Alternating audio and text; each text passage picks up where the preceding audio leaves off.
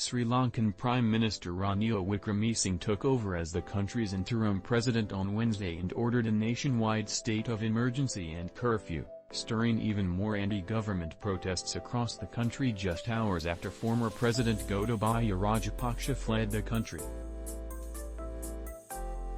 Sajith Premadasa, Sri Lanka's leader of opposition, slammed Wickremesinghe's decision to impose an emergency and questioned if he even had the power to do it, tweeting, "PM becomes acting president only if the president appoints him as such, or if the office of president is vacant, or if the CJ.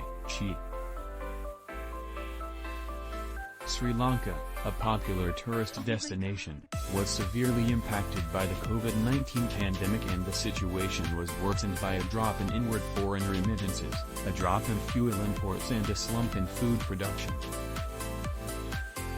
The Sri Lankan rupee has shrunk by almost 80% in value since the start of the year, while food and fuel prices have risen sharply.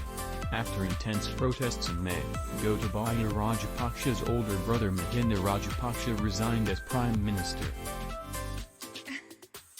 The protesters' anger has mainly been aimed at Sri Lanka's most powerful political dynasty, the Rajapaksas, who the protesters blame for the country's current state. Mahinda is a former president himself, while younger brother Basil served as finance minister.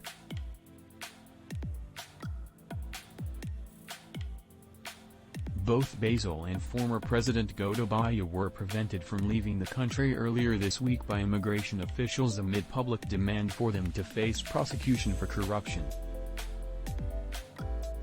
Sri Lanka political crisis, Prime Minister's house set on fire, presidential palace stormed, Forbes.